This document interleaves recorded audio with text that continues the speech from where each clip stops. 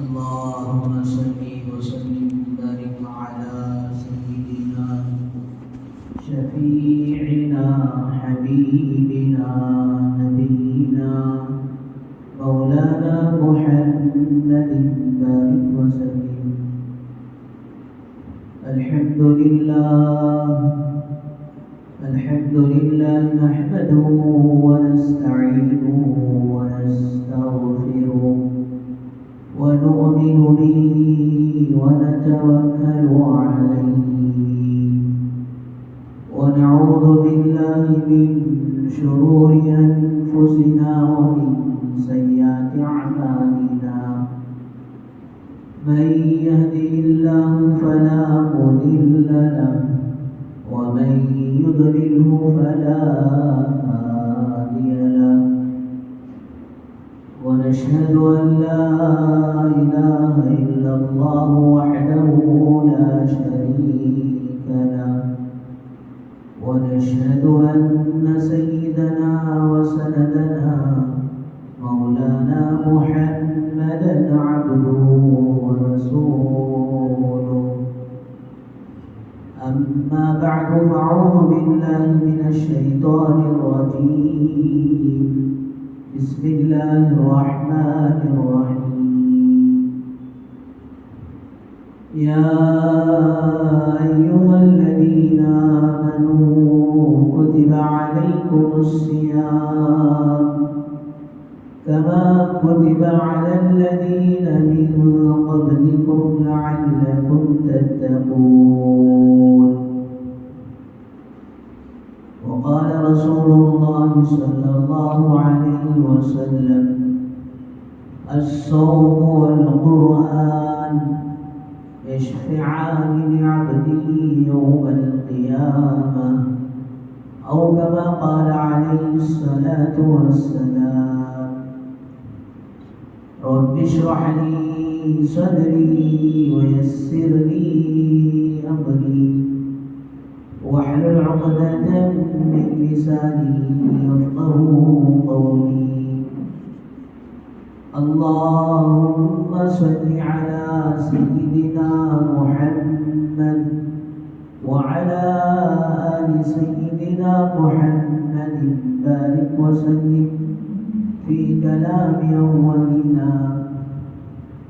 اللهم صل على سيدنا محمد وعلى آل سيدنا محمد بارك وسلم في أوسط كلامنا. اللهم صل على سيدنا محمد وعلى آل سيدنا محمد بارك وسلم في آخر كلامنا.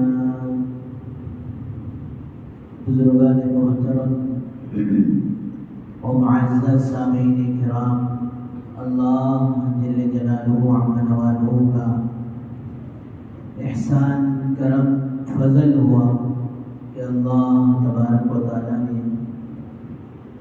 हम सबको अपने घर तक आने की तौफीक नसीब फरमाई और कुछ दीन की बातें कहने और सुनने की तौफीक और सआदत नसीब फरमाई। दरूद व सलाम नाजिल हो आक़ाए मदनी ताजदार मदीना अहमद मुजतबा मुहम्मद मुस्तफ़ा वजह कायनात मुहसिन इंसानियत मुहम्मद अरबी सल्लल्लाहु अलैहि वसल्लम के ज़ात आली पर। बुजुर्गान मोहतरम, माशाअल्लाह अल्लाह तबारक व तआला का ये फजल इनाम व एहसान हुआ कि अल्लाह तबारक व तआला ने ज़िंदगी में एक मरतबा फिर से रमज़ान मुबारक का बाबरकत और मुक़द्दस महीना अता फरमाया। ये वो मुबारक महीना है, अल्लाह वालों ने इरशाद फरमाया है कि बाज़े दफ़ा इस महीने की एक लम्हे की अगर कोई कदर कर लेता है तो अल्लाह पाक उसकी बरकत से उसे अपना वली बना लेते हैं। اتنا بڑا اور مبارک مہینہ ہے۔ بزرگوں دوستو، ایک تو اس بات پر دل کی گہرائیوں سے اللہ کے حضور میں شکر بجا لانا ہے کہ اللہ نے مبارک مہینہ عطا کیا ہے، اور ساتھ ہی ساتھ اس بات سے بھی پوری طرح سے مجھے اور آپ کو ڈرنا چاہیے کہ کہیں ایسا نہ ہو کہ یہ رمضان ہماری زندگی کا آخری رمضان نہ ہو۔ ملا ہے قدر کر لی، آئندہ رمضان تک کون رہیں گے کون نہیں رہیں گے، کس کو یہ مہینہ پھر سے نصیب ہوگا، کچھ بھی معلوم نہیں۔ تو اس اعتبار سے اپنے دل میں ڈر اور خوف پیدا کر اور زیادہ اہتمام کریں۔ بہرحال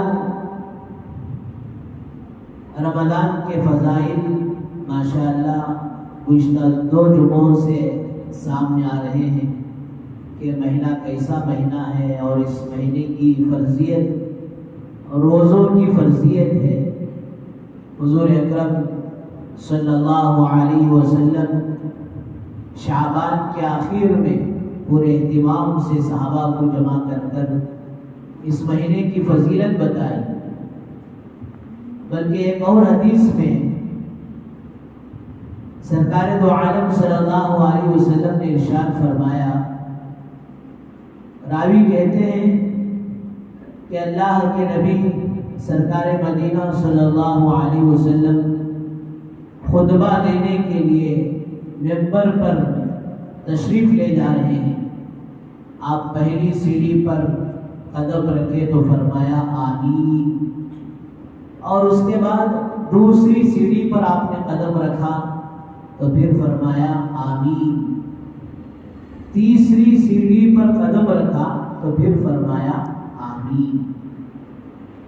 حضرات صحابہ کرام رضی اللہ عنہ مجمعین حضور اکرم صلی اللہ علیہ وسلم کے اس نئے عمل کو دیکھ کر سوال کر بیٹھے، یا رسول اللہ، آپ اس سے پہلے خطبہ دینے کے لیے ممبر پر چڑھتے تو آمین نہیں کہتے تھے، آج کیا بات پیش آئی؟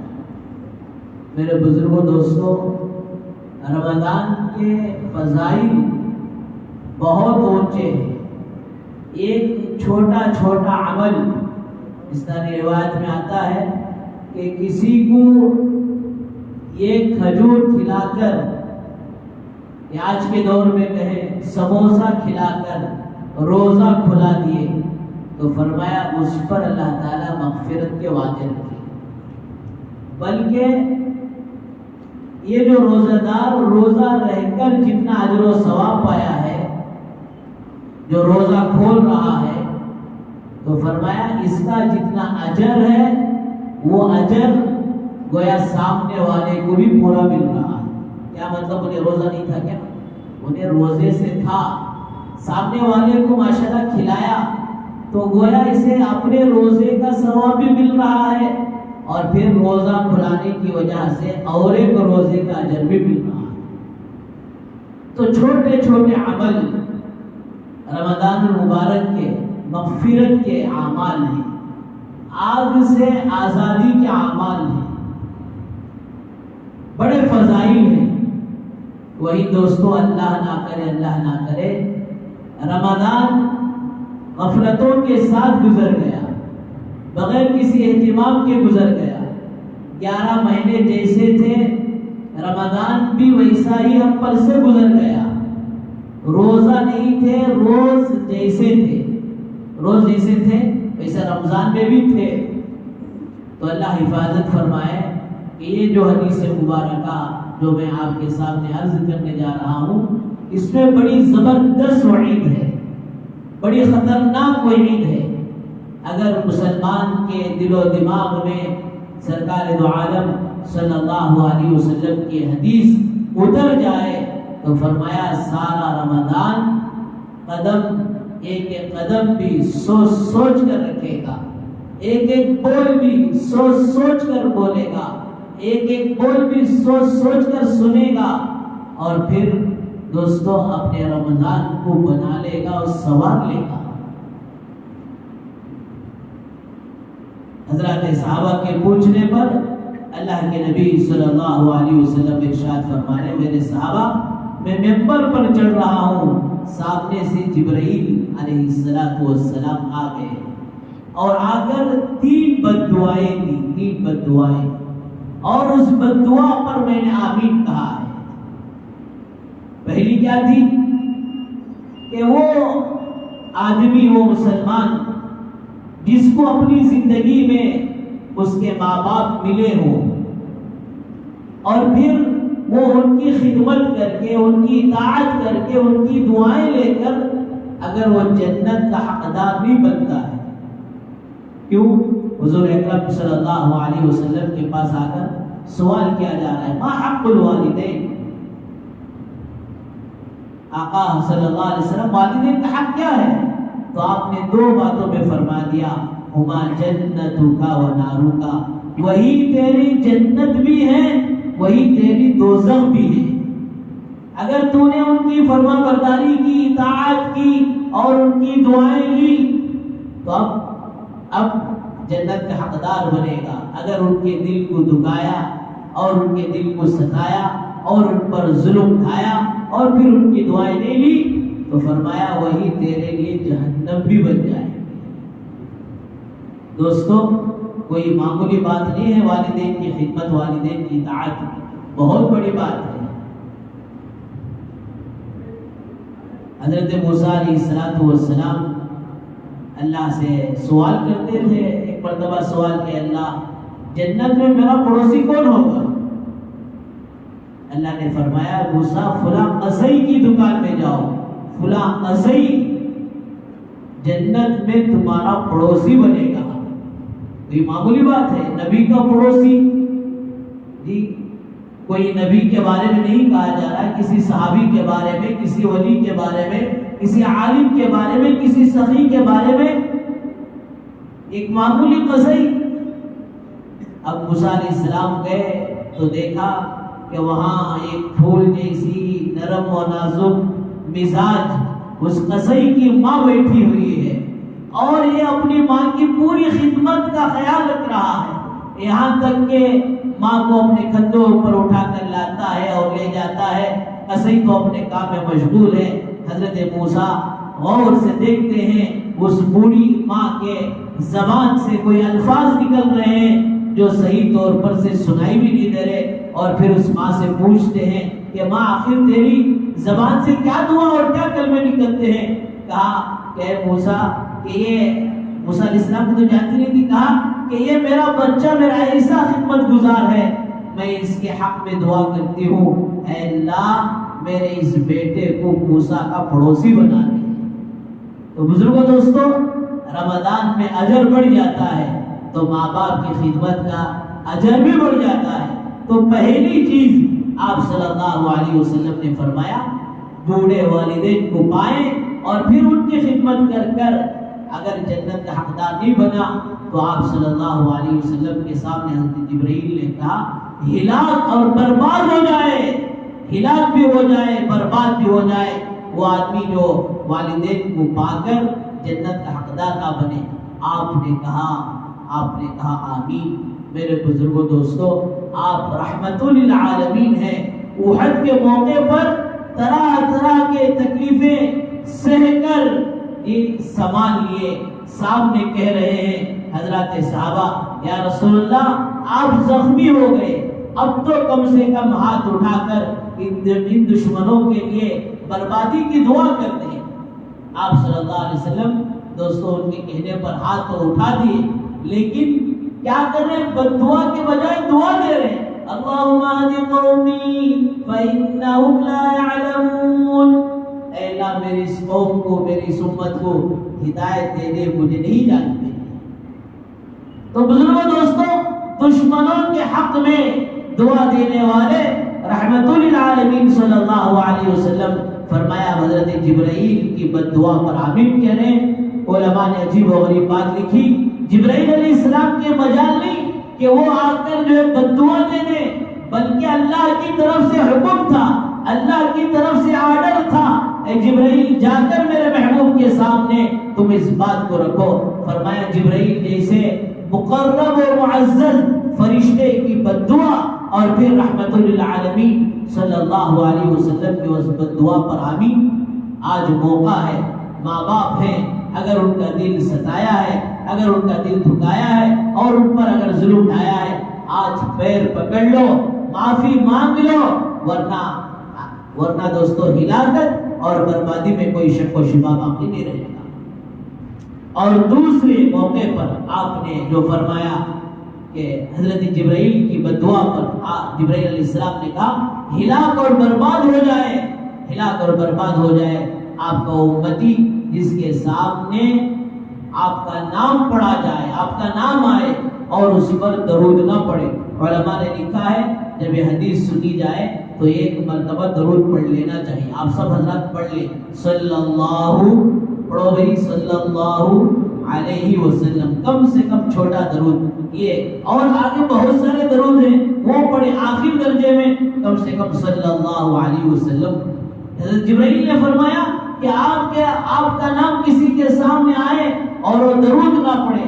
علماء نے لکھا ہے اس حدیث کی بنیاد پر سال میں کم سے کم ایک مرتبہ درود کا پڑھنا تو مسلمان پر واجب ہے، ورنہ اس بددعا کا وہ جو مستحق ہو جائے۔ اللہ ہم سب کی حفاظت فرمائے۔ پڑھنے والے ماشاءاللہ کتنے درود پڑھتے ہیں۔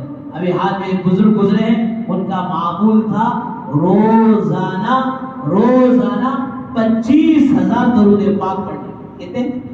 کہتے 25,000۔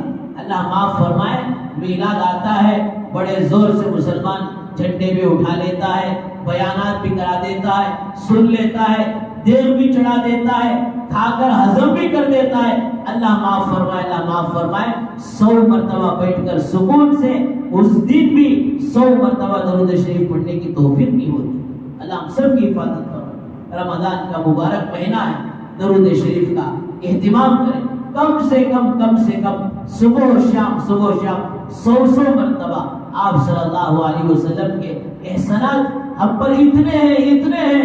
علماء نے لکھا ہے جسم کی دوستوں چمڑی نکال کر، جوتے بنا کر سرکار دو عالم صلی اللہ علیہ وسلم کے پاؤں میں رکھ دے، تب بھی فرمایا آپ کے حقوق میں سے ایک حق کا، اس حق کا بھی ایک حق جو ہے ہرگز ادا نہیں ہو سکتا۔ اللہ ہم سب کو کثرت سے درود شریف پڑھنے کی توفیق نصیب فرمائے۔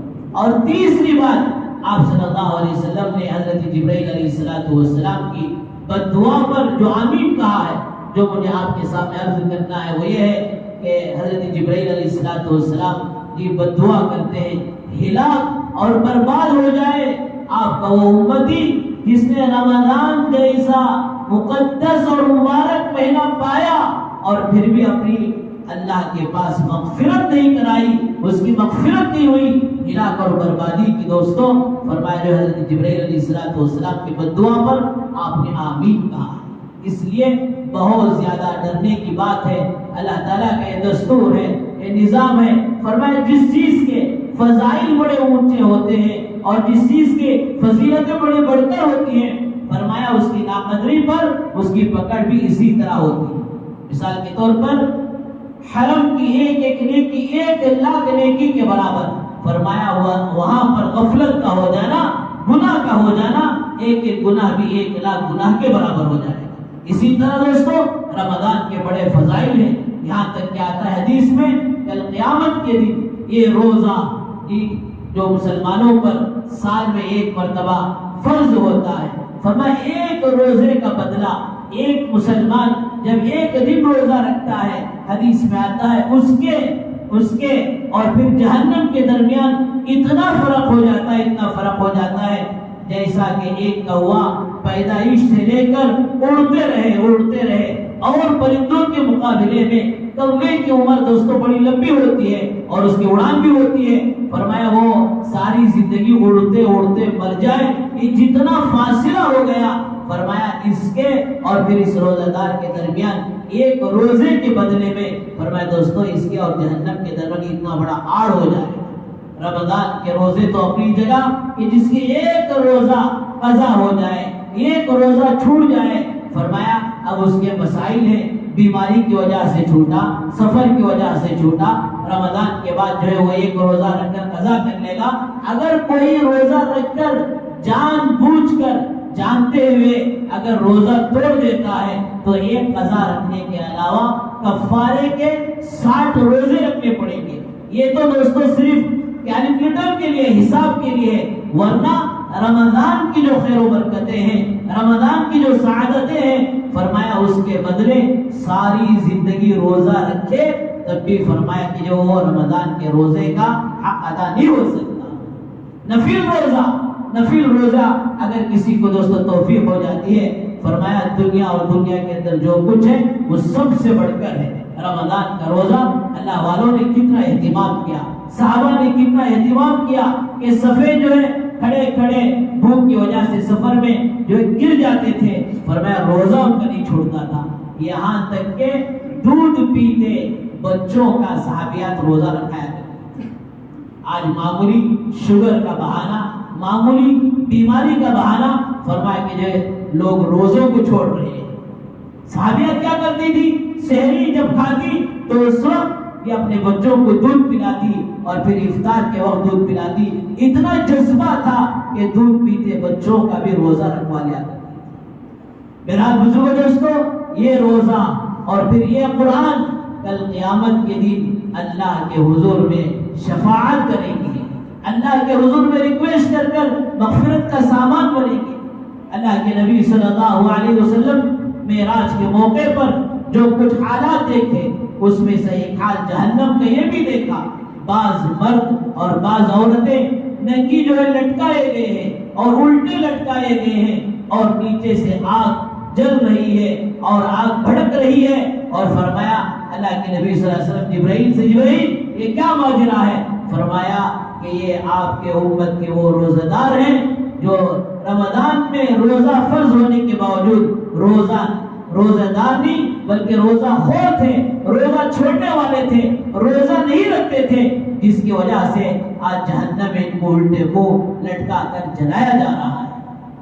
میرے بزرگوں دوستو، یہ رمضان کی قدر اور یہی ہے کہ دن میں صحیح معنوں میں آداب کی رعایت رکھتے ہوئے روزہ رکھیں اور رات میں تراویح کا اہتمام کریں۔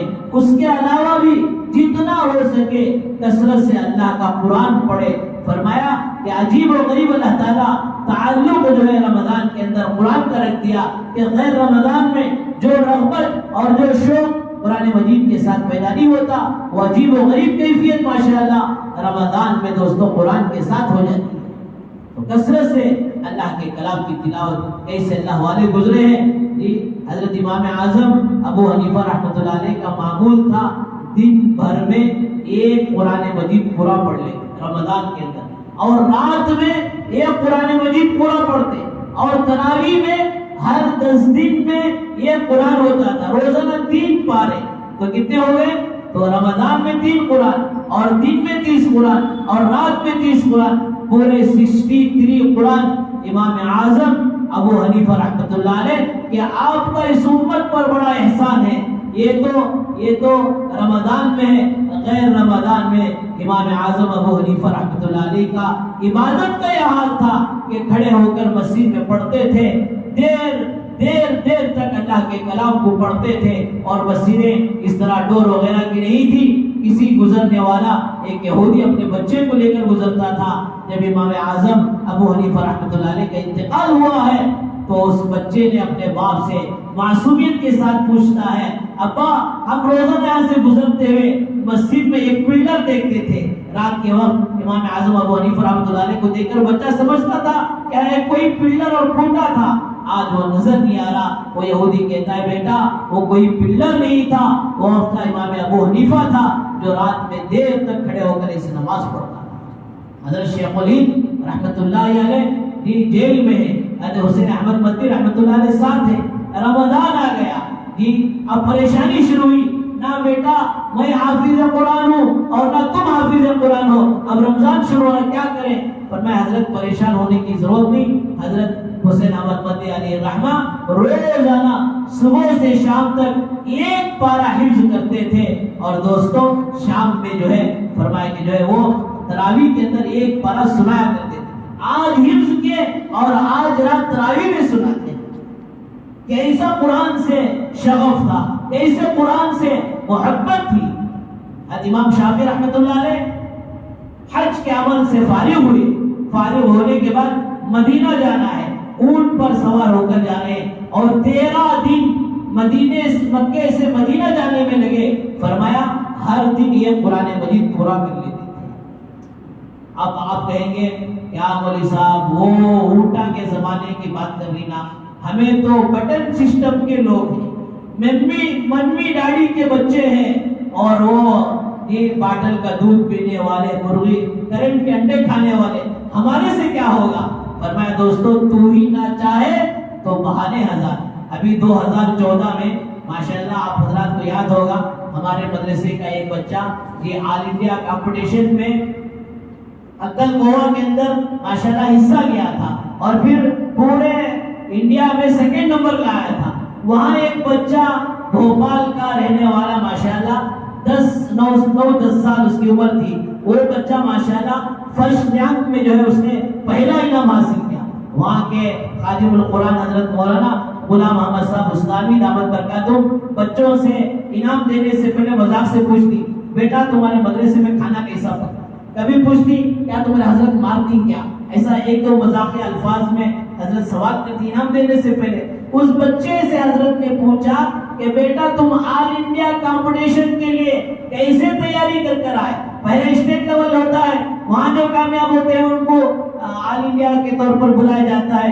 اس بچے نے عجیب و غریب بات کہی، آج بھی کانوں میں وہ آواز گونجتی ہے، کہا حضرت میں اس مسابقے کی تیاری کے لیے 1 مہینے سے روزانہ یہ قرآن مجید پڑھ رہا ہوں۔ سبحان اللہ، ایک 9-10 سال کا بچہ اللہ کے کلام سے اسی رغبت کہ وہ چھوٹی سی ننھی سی عمر میں حال کا واقعہ اور روزانہ یہ قرآن مجید پڑھ رہا ہے، تو دوستو ہم کیوں نہیں پڑھ سکتے؟ اس نے فرمایا آج کے دور میں بھی ایسے لوگ ہیں کہ لا الہ الا اللہ جو رمضان میں کثرت سے پڑھنے کے لیے کہا گیا، دوستو فرمایا وہ 10,000 پڑھنے والے آج کے دور میں موجود ہیں۔ اس لیے بزرگوں دوستو رمضان کا یہ بابرکت اور مبارک مہینہ فرمایا صرف یہ ایسا روزہ کہ صرف کھانے کی ترتیب بدلی، وقت جو ہے بدلا ہے کہ دوپہر کا کھانا سحری میں کھا رہے ہیں، اور پھر رات کا کھانا وہ رات میں تو کھا رہے، ناشتہ چلے گا نا حضرت، کام بھی گیا نہیں، افطاری میں جو کرے بیٹھی ماشاءاللہ وہ تو آپ کا ڈبل ناشتہ ہو گیا۔ یہ صرف ترتیب بدلی ہے، وقت بدلا ہے، اور دوستو نہ تو کھانے پینے میں کوئی کمی ہوئی ہے۔ اللہ حفاظت فرمائے کہ آج مسلمان کا روزہ دستر سے بستر، بستر سے دستر، سارا رمضان پاک ہو گیا، سارا رمضان گزر گیا۔ دوستو ایسا نہیں ہو، بلکہ فرمایا کہ ایسا روزہ آداب کی رعایت رکھتے ہوئے کہ ہمارا سارا جسم روزے دار ہو، ہماری آنکھ بھی روزے دار ہو، ہمارے کان بھی روزے دار ہو، ہماری زبان بھی روزے دار ہو، اور ہمارے ہاتھ پیر بھی روزے دار ہو، اور ہمارا پیٹ بھی حرام غذا کے کھانے سے بچ کر وہ بھی روزہ دار ہو۔ فرمایا اس آداب کی رعایت رکھ کر روزہ رکھیں گے تو آپ کے دوستو اس روزے کے برکت سے تقوی زندگی میں آئے گا۔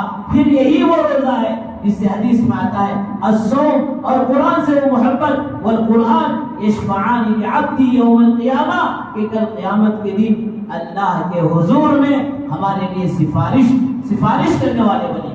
اور پھر رمضان کا یہ جو الفاظ ہیں اسے خود دیکھیں، جس نے رمضان کی صحیح معنی میں قدردانی کی، رمضان کے راہ سے اسے رحمت خداوندی ملے گی، اللہ کی رحمت ملے گی۔ اور پھر دوسرا لفظ میم ہے، جو رمضان کا احترام کرے، رمضان کی قدر کر لے، دوستو اسے فرمایا میم سے محبت خداوندی ملے گی، اللہ کی محبت ملے گی۔ اور پھر ضاد ہے، ضاد سے ضمانت خداوندی، اللہ کی ضمانت ملے گی کہ فرمایا یہ روزہ اور یہ قرآن کل قیامت کے دن، بلکہ حدیث میں آتا ہے الصوم جنہ، روزہ ڈھال ہے، آگ سے بچاؤ کا ڈھال ہے، اور پھر روزے دار کا ایسا مقام و مرتبہ ہے، جنت کے 8 دروازے، 8 دروازے میں سے ایک دروازہ باب الریان، جس طرح آپ حضرات ایئرپورٹ میں جاتے ہیں چیکنگ بھی ہوتی ہے، سب بھی ہوتا ہے، لیکن ایک گیٹ وہ ہوتا ہے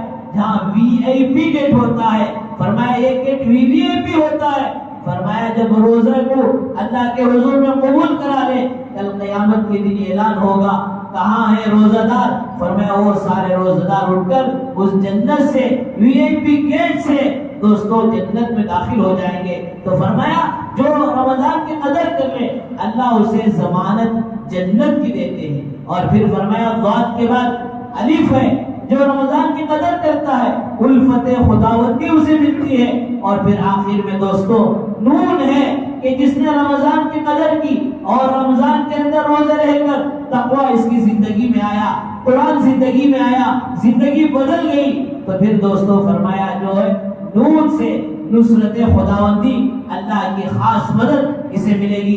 دعا فرمائیں اللہ تبارک و تعالی ہم سب کو صحیح معنوں میں رمضان کی ایک ایک لمحے کی قدردانی کی توفیق نصیب فرمائے، رمضان کے خیر و برکات اور مغفرت سے خوب مالا مال ہونے کی توفیق نصیب فرمائے، قرآن مجید سے عجیب و غریب لگاؤ ہم سے ہو جائے، اور اہتمام سے تراویح میں اللہ کے کلام کو سننے والے بنے۔ وآخر دعوانا الحمدللہ رب العالمین۔ جو حضرات سنت نے پڑھی